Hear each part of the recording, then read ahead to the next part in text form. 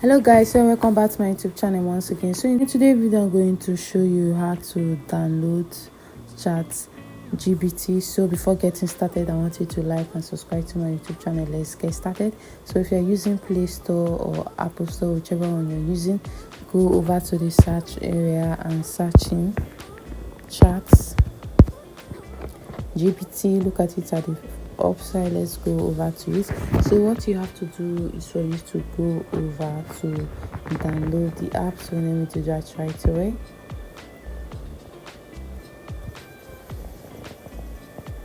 So it won't take a lot of time for you to download. So let's go over to open, and here ChatGPT, it is a creative app.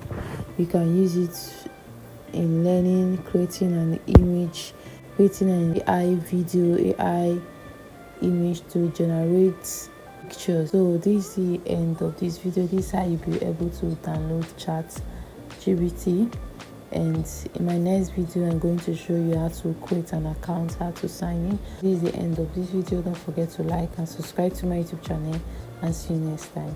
Bye.